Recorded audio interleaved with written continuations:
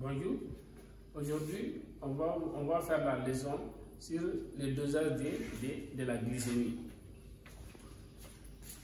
En grand terme, nous allons définir que veut dire la glycémie, le but du dosage, les principes de la réaction. Après, nous allons voir les variations physiologiques et parler aussi du diabète.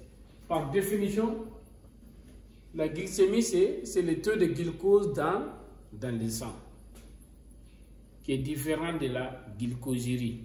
La glycosurie qui signifie présence du glucose dans les urines. Maintenant, parlons d'abord du glucose. Le glucose est la principale source d'énergie des cellules, ce qu'on appelle glycolyse. Il est apporté par l'alimentation sous forme de polysaccharides. Quand on parle de polysaccharides, on parle de l'amidon et du glycogène, ou de disaccharides. Là, on va parler de saccharose, lactose et le maltose.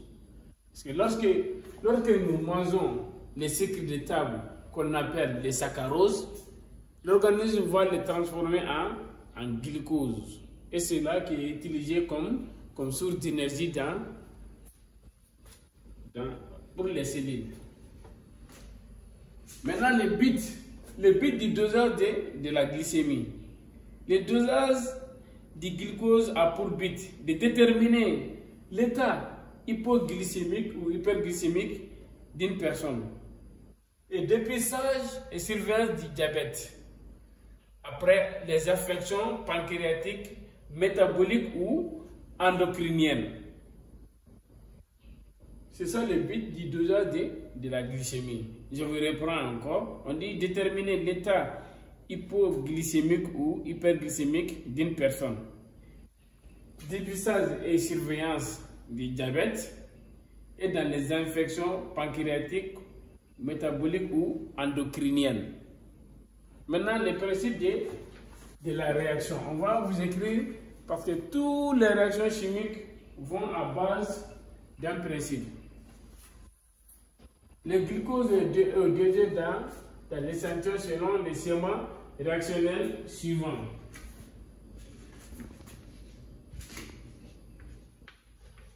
Le glucose plus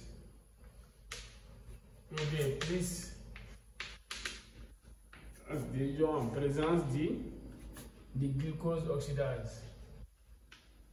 Glucose oxydase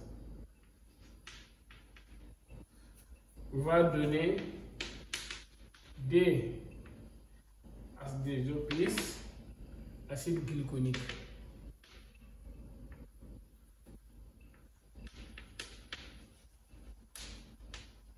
Plus acide glyconique.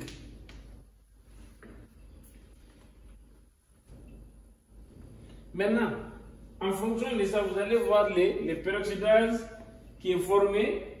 Le peroxydase de l'hydrogène est formé et ensuite constitué et traité avec une enzyme qu'on appelle le peroxydase.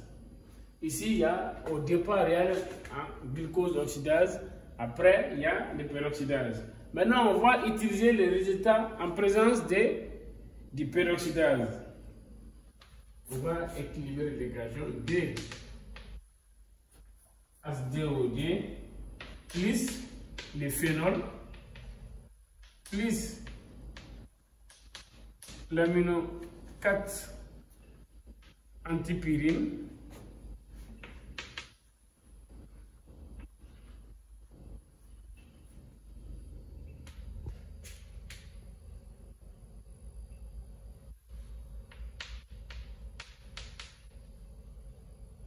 en présence maintenant du peroxydase va donner quinoémine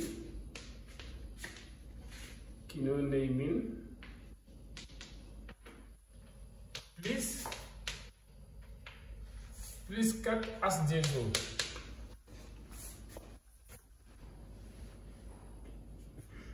Vous allez voir la quinoémine dont l'intensité sera proportionnelle à la quantité de glucose présent dans l'échantillon donné.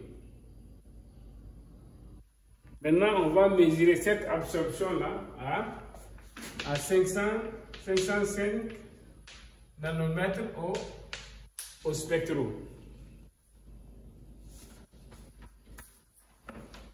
Après les principes, on va faire maintenant mode opératoire. Comment on dose maintenant la glycémie? Et c'est selon les conditions. D'abord, pour un patient, il faudra que le patient soit en jeûne de 8 à 12 heures. Les conditions de prélèvement de la glycémie.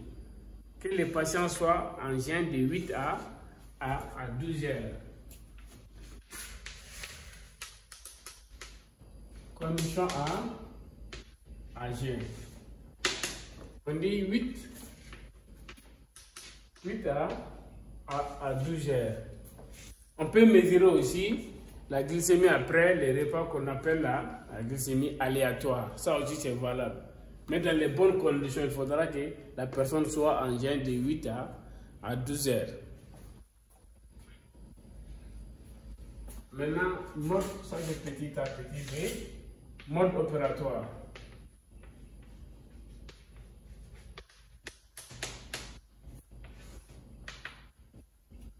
On va vous tracer un peu le tableau. Comment on dose la glycémie?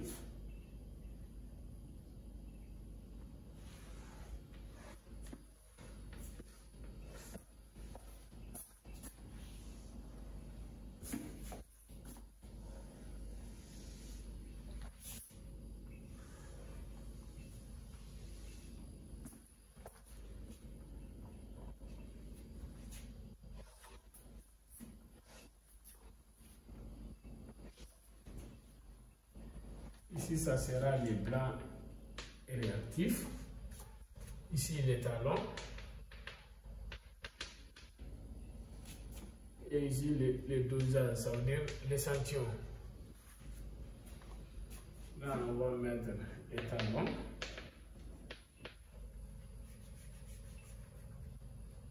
Échantillon.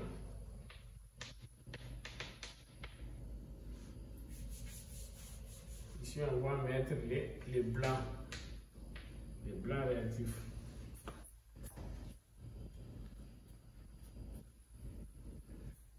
Dans les talons, vous n'allez rien mettre ici. Vous allez mettre 10 microlitres de l'étalon dans les types à étalon. Dans les dosages, dans les types de dosage, vous allez mettre ici aussi. Il n'y a rien. Vous allez mettre 10 microlitres dans les types de dosage. Maintenant, au lieu des blancs, ici c'est les réactifs. Ce n'est pas les blancs, les réactifs. Vous allez mettre 1 ml dans les types du blanc, 1 ml dans le type de l'étalon et 1 ml dans les dosages. Vous allez mélanger et incuber 10 minutes à 37 degrés pour faire la lecture. Ça, c'est le type du blanc, l'étalon et l'échantillon. Il est très important de savoir faire ces dosages. Partout où vous allez voir, vous allez prendre 1 ml de réactif plus 10 microlitres de l'échantillon. Pour traiter aussi, l'étalon aussi est traité comme un échantillon. Vous allez prendre 10 microlitres dans le coffret de l'étalon.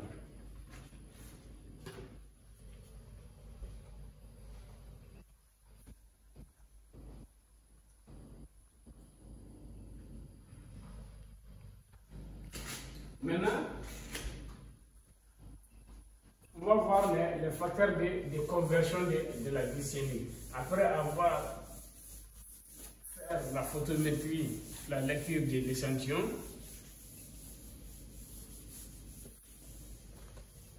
vous allez calculer la concentration de l'échantillon. Concentration de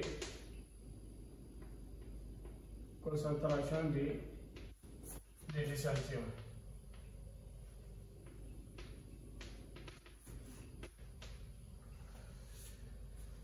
Qui est égal à à la densité optique de l'échantillon sur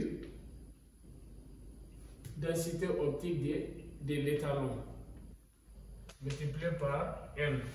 On dit n égale la concentration de l'échantillon qui est écrit ici. M qui est là, n égale la concentration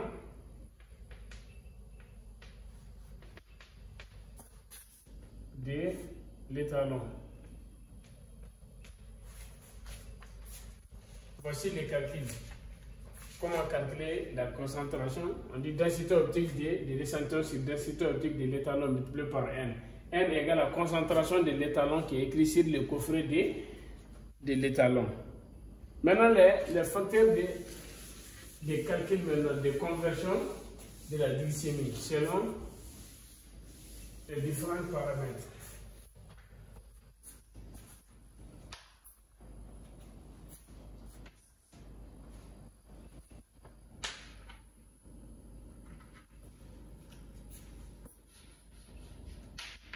Maintenant, les facteurs de conversion. Les facteurs de conversion.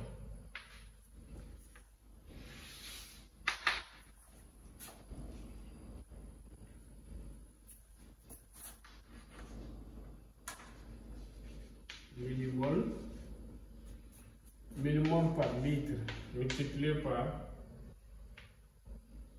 0,180 va vous donner la valeur en grammes par litre. Millimol par litre multiplié par 18 va vous donner la valeur en milligrammes par décilitre. Maintenant, grammes par litre. Si vous avez des valeurs en grammes par litre multiplié par 5,55 va vous donner la valeur en millimol par litre. Maintenant, milligrammes par décilitre, si vous avez des valeurs en milligrammes par décilitre, vous multipliez par 0,055 pour avoir la valeur en millimol par litre.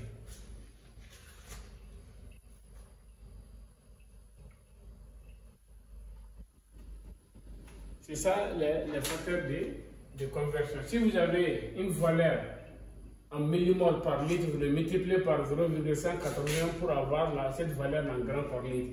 Si vous avez une valeur millimol par litre, vous multipliez par 18 pour avoir des valeurs en milligrammes par décilitre. Maintenant, si vous avez des valeurs en grammes par litre, vous les multipliez par 5,55 pour avoir des valeurs en millimol par litre. Si vous avez des valeurs en milligrammes par décilitre, vous les multipliez par 0,055 pour avoir la valeur en millimol par litre. Après les facteurs de conversion, nous allons voir les variations physiologiques. Quand on parle de variations physiologiques, on va parler maintenant de la valeur normale de la glycémie. Maintenant, variation physiologique.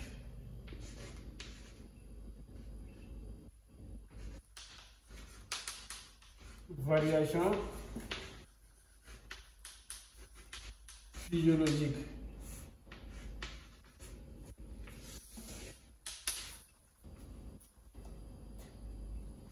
La valeur normale de la glycémie est de 0,7 à 1,1 g par litre ou 4,1 à 6,1 millimol par litre. Ce sont les variations normales de la glycémie. Dans les conditions normales, le glucose n'est pas présent dans les urines. Quand la glycémie est normale et que la glycosylgie est positive, maintenant on parle de diabète rénal.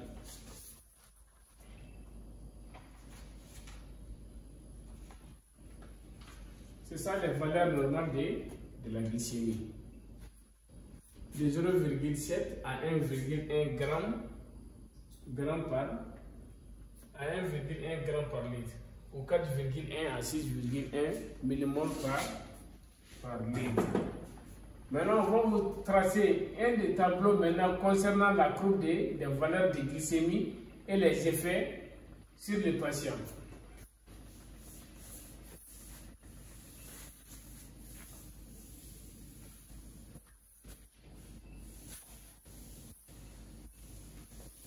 C'est très important de savoir interpréter ce tableau.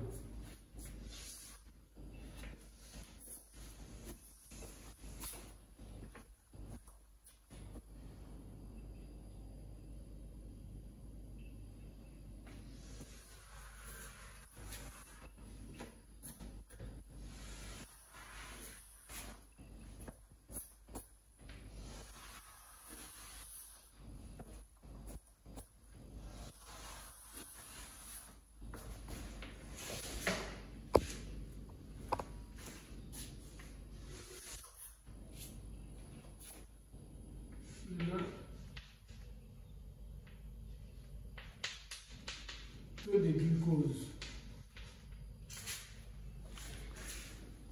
Ici, on va mettre effet physique, ça veut dire les effets physiques sur la personne. Si la valeur est inférieure à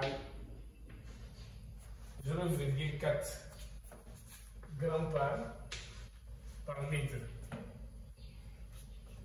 ça veut dire l'hypoglycémie. On parle ici d'hypoglycémie. Quand la valeur est au-dessus de la normale, on parle d'hypoglycémie. Qu'est-ce qui s'est passé les patients? Les convulsions, coma et risque de décès. Maintenant, de 0,4 à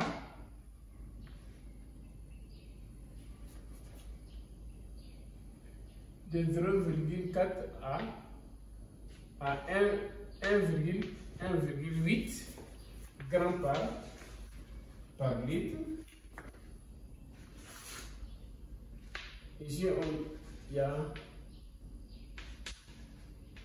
aucun effet, mais le diabète apparaît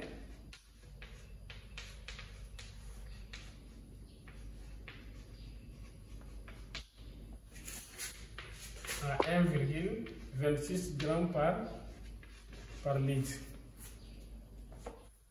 Maintenant, de 1,8 à 4 g par litre, il y a apparition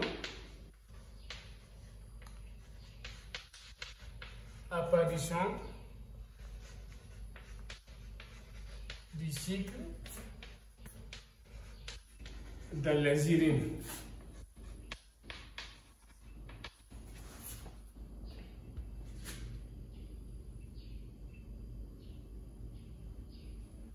Maintenant, quand c'est supérieur à 4 g par litre, il y a aussi les convulsions, les comas et le risque de décès. Voici les valeurs de glycémie, voici les effets physiques sur la personne.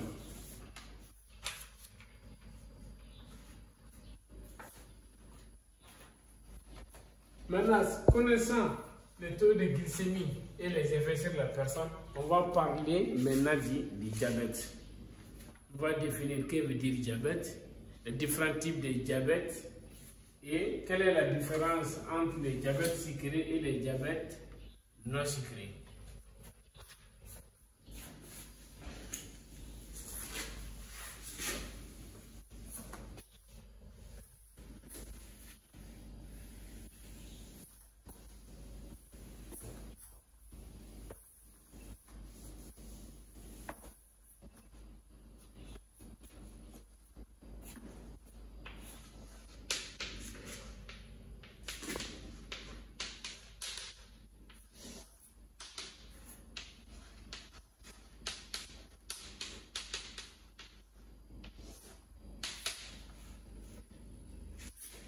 Par définition, le diabète, c'est une maladie liée à un trouble de l'assimilation des glucides avec présence du glucose dans les urines. Ça, c'est la définition qu'on peut donner au diabète. C'est une maladie liée à un trouble d'assimilation des glucides avec présence du glucose dans les urines. Ou on dit le diabète, c'est une hyperglycémie permanente. Diabète signifie une hyperglycémie permanente. Quand on parle d'hyperglycémie, ça veut dire la valeur qui est supérieure par rapport à la normale. Maintenant, les différents types de diabète.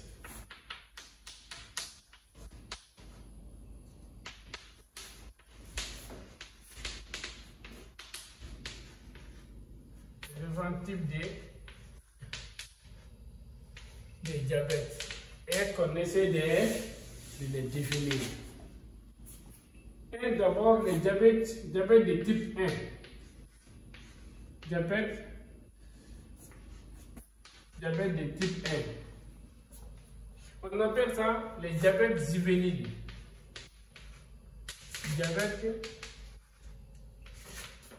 Diabète juvénile ou insulino dépendant.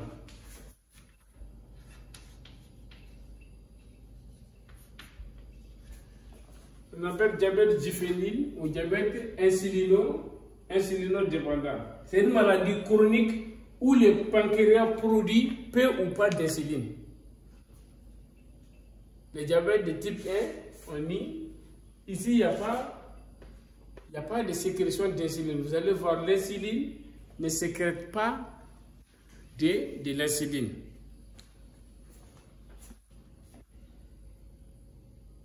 Maintenant, diabète de type D. Diabète de type D. Par définition, cette maladie, c'est une maladie chronique qui affecte la manière dont le corps règle les taux de glucose dans le sang. C'est une maladie chronique qui apparaît de la manière dont le corps règle les taux de glycémie dans le sang. Vous allez voir, ce type de diabète, c'est les personnes de surpoids. Les personnes de surpoids, les personnes obèses. On a le pré-diabète. Pré-diabète.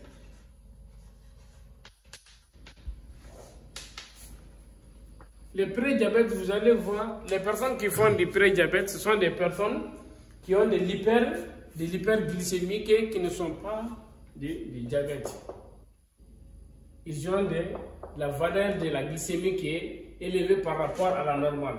Mais sans traitement, vous allez voir que ici, ça va apparaître, ça va les conduire au diabète de type D, sans prévention. Ici, sans traitement, les pré-diabétiques vont développer ce que vous appelez diabète de type D. Maintenant, la dernière, c'est diabète gestationnel.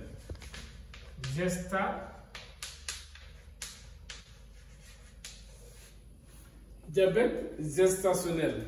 Ça, c'est ce qu'on rencontre chez les femmes enceintes. ce type de diabète et les diabètes qu'on rencontre, c'est les femmes enceintes. Et en cas de non-traitement aussi, vous allez voir, ceux-ci aussi vont développer le diabète de type D. Ici, dans le diabète de type D, vous allez voir la personne surpoids. Donc, les cellules résistent au glucose. Ils développent, les cellules des personnes de surpoids développent une résistance au glucose. Ça, c'est les différents types de diabète. Type 1 ou diabète juvénile ou insulinodépendant. Ici, il n'y a pas de sécrétion d'insuline. Diabète de type D, ce qu'on voit, c'est les personnes de surpoids. Vous allez voir, la personne développe une résistance au glucose. Ici, les pré-diabètes, ce sont les personnes qui ont de l'hyperglycémie, mais ils ne sont pas diabétiques. Mais par non-assistance ou non-traitement, ils vont développer les diabètes de type D. Et les diabètes gestationnels, c'est ce qu'on rencontre chez les femmes enceintes. Maintenant, on va parler des hormones régulateurs de la glycémie. Les hormones qui règlent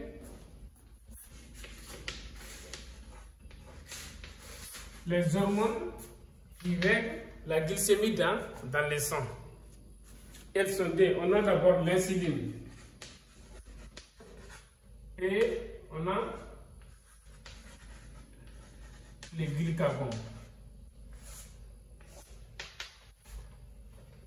L'insuline facilite la pénétration des glucoses dans les cellules. Vous allez voir, lorsqu'une personne est diabétique, qu'on injecte de l'insuline, vous allez voir, ça facilite la pénétration, l'utilisation du glucose par les cellules. Contrairement au glucagon.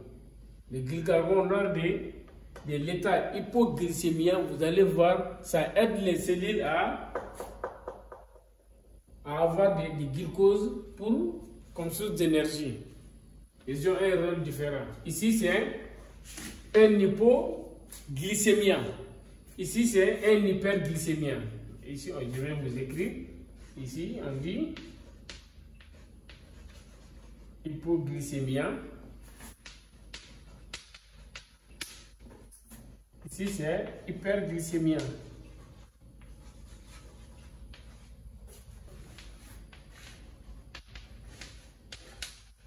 Ils ont un rôle inverse. Ici, lorsque la personne a la glycémie élevée, on l'injecte de l'insuline. Mais quand la personne est en hypoglycémie, on lui donne souvent des molécules qui contiennent du glucagon pour que l'organisme arrive à sécréter du glucose.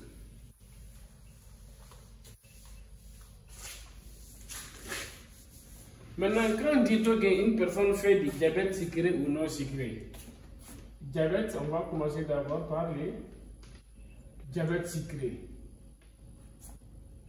Diabète sucré,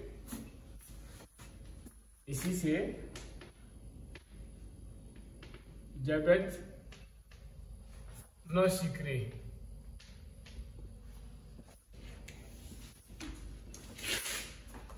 Diabète sucré, ici vous allez voir la glycémie. La glycémie est élevée, mais glucosérie néant.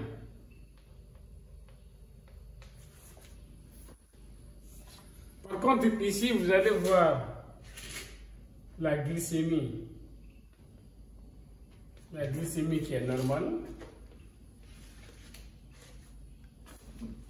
Et vous allez voir glucosérie, il y a présence.